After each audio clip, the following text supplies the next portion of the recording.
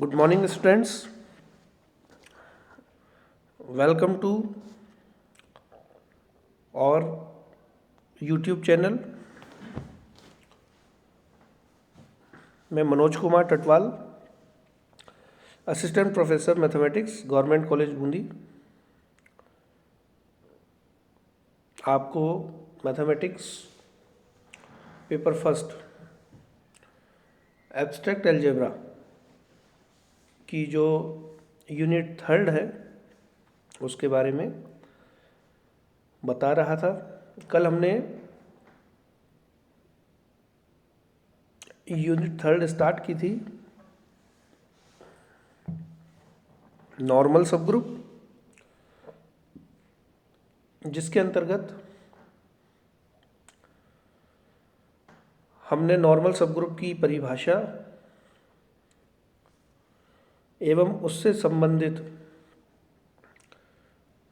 3 theorems के बारे में पढ़ा था। आज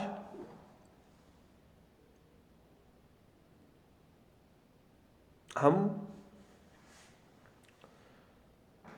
प्रसामान्य उपग्रुप से संबंधित और थ्योरम्स के बारे में पढ़ेंगे एवं विभाग ग्रुप के बारे में अध्ययन करेंगे। तो थ्योरम नंबर 3.5 हमारे पास में है।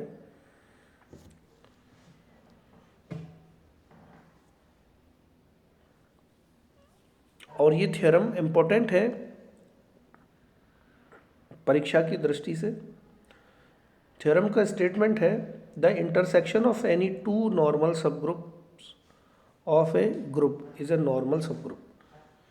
अर्थात किसी ग्रुप के किन्हीं दो प्रसामान्य उपग्रुप का सर्वनिष्ठ उस ग्रुप का एक प्रसामान्य उपग्रुप होता है।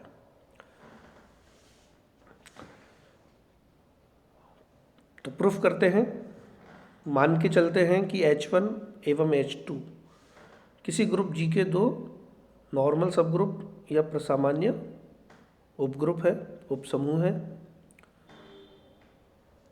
हम सिद्ध कर चुके हैं कि दो उपग्रुप का जो सर्वनिष्ठ होता है वह उपग्रुप होता है।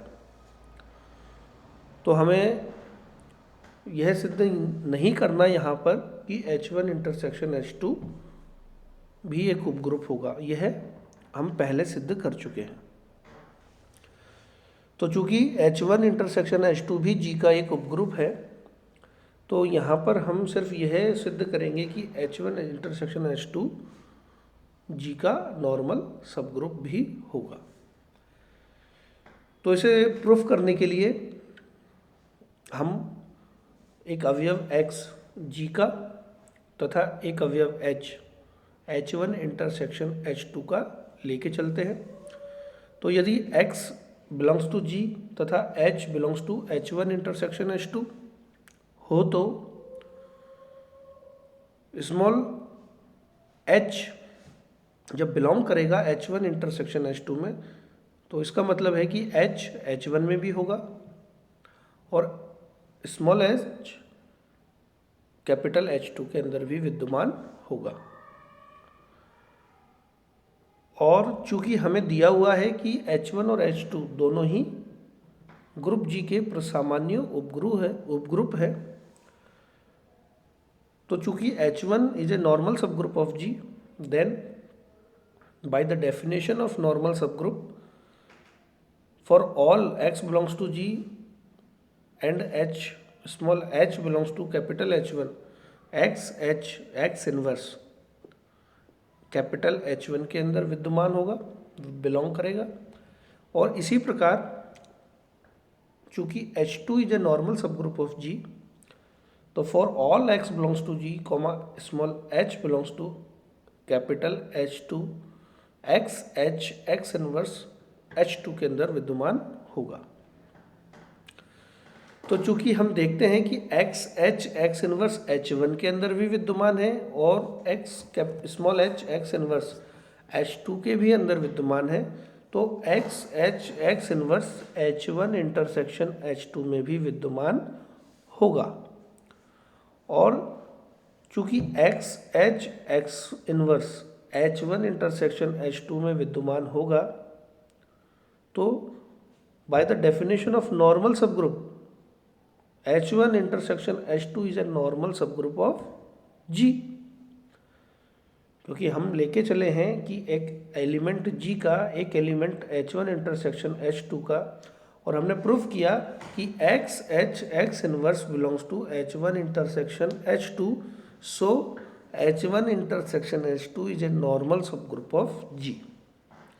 अर्थात किसी ग्रुप के दो प्रसामान्य उपग्रुप का जो सर्वनिष्ठ होता है वह भी एक प्रसामान्य उपग्रुप या उपसमूह होगा। इम्पोर्टेंट थ्योरम है, आपको आनी चाहिए। इसके आगे थ्योरम नंबर 3.6 पर आते हैं हम। It is also an important theorem. ये 1-2 साल पहले एग्ज़ाम में आई हुई है। ग्रुप का थ्योरम का स्टेटमेंट है कि if H is a subgroup of G and N is a normal subgroup of G, then H intersection N is a normal subgroup of H। अर्थात H G का एक सब group है और N G का एक normal सब group है, तो H और N का जो इंटरसेक्शन है यह H का एक नॉर्मल सब ग्रुप होगा। तो इसको प्रूफ करते हैं। क्योंकि किसी ग्रुप के दो उपग्रुपों का सर्वनिष्ठ भी एक उपग्रुप होता है, ये अभी हम सिद्ध कर चुके हैं। अतः H इंटरसेक्शन N भी G का एक उपग्रुप है, क्योंकि H भी G का उपग्रुप है, N भी G का उपग्रुप है, तो H इंटरसेक्शन N भी G का एक उपग्रुप होगा। अब चूंकि H intersection N is A subset of H, अतः H इंटरसेक्शन N H का भी एक उपग्रुप है। चूंकि H intersection N is A subset of H, obviously वह H का भी सबसेट होगा और वह N का भी सबसेट होगा। तो यहाँ हम H का सबसेट लेके मान के चले हैं कि जब H और N का इंटरसेक्शन H का सबसेट है तो H इंटरसेक्शन N H का भी एक उपग्रुप होगा या उपग्रुप है। अब मान के चलते हैं, क्योंकि हमें प्रूफ करना है कि H intersection N is a normal subgroup of H, तो हम एक एलिमेंट H का मानेंगे, एक एलिमेंट H इंटरसेक्शन N का मानेंगे, और by the definition of normal subgroup हम प्रूफ करेंगे X inverse belongs to capital H। तो हमने एक एलिमेंट लिया स्मॉल h क्या H इंटरसेक्शन N का, एक एलिमेंट लिया X कैपिटल H का। तब चूंकि H बिलोंग करता है H इंटरसेक्शन N में, it means small h belongs to capital H and small h belongs to capital N। Again small h belongs to capital H comma small x belongs to H। दोनों ही H के element है। H is a subgroup, और सब group का मतलब है कि वह खुद भी एक ग्रुप है। सो X इनवर्स H के अंदर विद्यमान होगा। अगेन चूंकि H N का भी एलिमेंट है और X H का एलिमेंट है,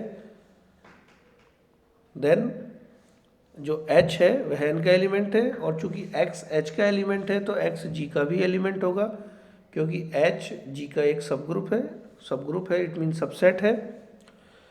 तो X G का भी एलिमेंट होगा और H N का एलिमेंट होगा। और जब H N का एलिमेंट है और X G का एलिमेंट है, और हमें दिया हुआ है कि जो N है वह नॉर्मल सब ग्रुप है G का, so X inverse belongs to N, क्योंकि N G का प्रसामान्य समूह है वह उपग्रुप है।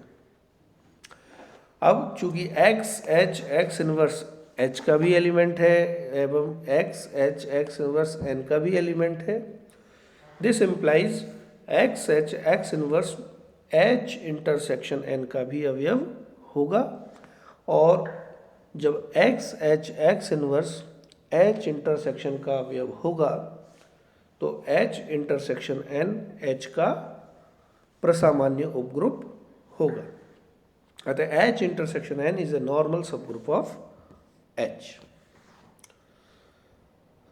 अब यहाँ कुछ एग्जाम्पल है, तो उनमें से हम एक एग्जाम्पल लेते हैं। एग्जाम्पल नंबर 2 है हमारी बुक का, और एग्जाम्पल का जो स्टेटमेंट है वह है कि let G be A subgroup of all real matrices of types, ये टाइप्स दी हुई है A B 0 और D, यानी हमारे पास में A B और D एलिमेंट दिए हुए हैं, और हमारे पास में जो फर्स्ट कॉलम जो है उसका जो सेकंड एलिमेंट है वह 0 दिया हुआ है।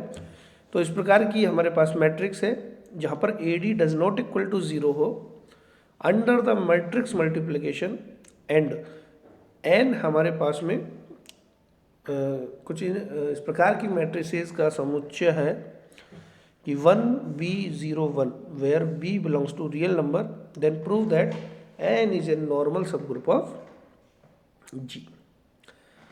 तो माना G वास्तविक संख्याओं पर इस प्रकार की मैट्रिसेस का गुणात्मक ग्रुप है तथा N इस प्रकार का समुच्चय है, तो सिद्ध करना है हमें कि N G का एक नॉर्मल सब ग्रुप होगा। तो इसके लिए सबसे पहले हम प्रूफ करते हैं कि N G का एक उपग्रुप है। तो उपग्रुप को प्रूफ करने के लिए हम उपग्रुप की जो नेसेसरी और सफिशिएंट कंडीशन हमने पढ़ी है कि यदि हम दो एलिमेंट ले H के, H कोई भी सबसेट है G का, दो एलिमेंट ले A और B H के, और अगर हम यह प्रूफ कर दें कि AB इन्वर्स भी H का एलिमेंट है, तो H G का एक उपग्रुप हो जाता है। तो यहाँ भी हम इसी प्रकार से सिद्ध करते हैं।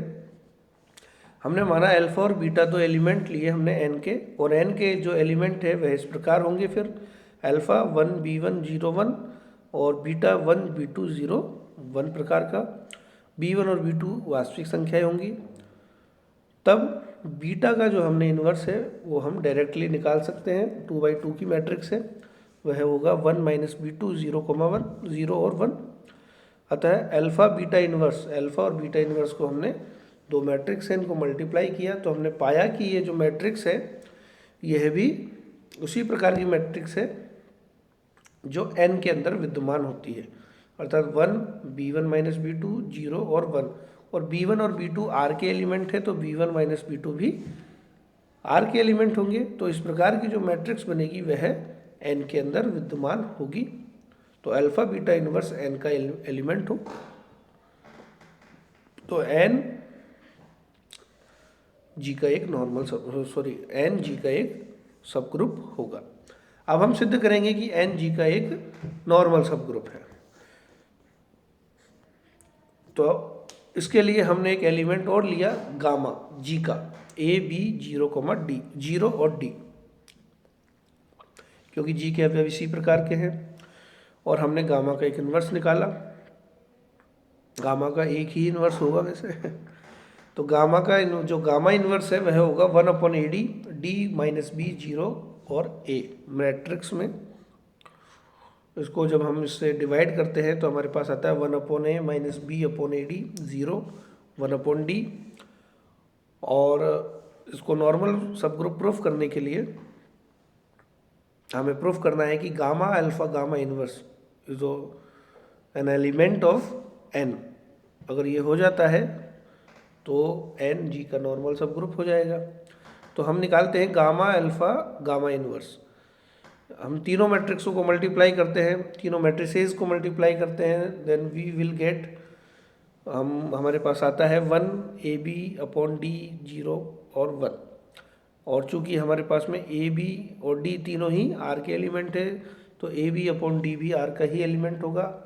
और जो इस प्रकार की मैट्रिक्स है वह मैट्रिक्स N के अंदर विद्यमान होती है, यानी गामा अल्फा गामा इन्वर्स यह N का एक अवयव होगा।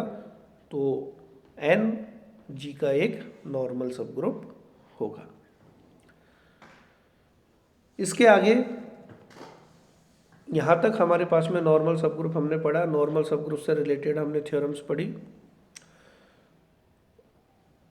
इसी क्रम में आगे बढ़ते हुए अब हम पढ़ेंगे कोशेंट ग्रुप, अर्थात विभाग ग्रुप या खंड ग्रुप। बहुत आसान है और इस पर भी डिपेंडेंट क्वेश्चंस हमारी एग्ज़ाम में आते हैं। तो थोड़ा इंट्रोडक्शन हम इसको पढ़ते हैं पहले कि ये क्या चीज़ होती है। तो चूँकि हम देख चुके हैं कि एच जी का एक नॉर्मल सब ग्रुप है, तो एच में जी का प्रत्येक दक्षिण या वाम सह समुच्चय एच के संगत वाम या दक्षिण सह समुच्चय के बराबर होता है। ये हमने प्रूफ भी की थी थ्योरम। तो पुनः एच के किन्हीं दो दक्षिण सह समुच्चयों का गुणन एच का एक दक्षिण सह समुच्चय होता है। ये भी थ्योरम हमारे पास है कि दो दक्षिण सह समुच्चयों का गुणन एक दक्षिण सह समुच्चय होगा और दो वाम सह समुच्चयों का गुणन एक वाम सह समुच्चय होगा। इसके आगे प्रसामान्य उपग्रुप H का यह गुणधर्म H के सभी सह समुच्चयों के समुच्चय में एक द्वि आधारी संक्रिया को इंगित करता है। और हम यह देखते हैं कि ये जो संक्रिया है इसके अंतर्गत H के सभी सह समुच्चयों का समुच्चय एक ग्रुप होता है जिसे H के सापेक्ष G का विभाग ग्रुप कहते हैं और इसको हम G/H के द्वारा लिखकर व्यक्त करते हैं। तो इसकी डेफिनेशन में हम पढ़ते हैं कि let G be a group and H is a normal subgroup of G, then the set G/H of all cosets of H in G together with the binary composition defined by HA HB is equal to HAB, where HA belongs to G/H and HB belongs to G/H is a group and is called the quotient group of G/H। Hindi में यदि हम इसको कहें तो यदि G एक group है तथा H G का एक प्रसामान्य उपसमूह है तो H के सभी सह समुच्चयों का समुच्चय G/H निम्न प्रकार परिभाषित गुणा संक्रिया जो कि है HA HB बराबर HAB, प्रत्येक HA बिलोंग्स टू G/H और HB बिलोंग्स टू G/H के लिए एक ग्रुप होता है जिसे H के सापेक्ष G का विभाग ग्रुप या खंड ग्रुप कहते हैं।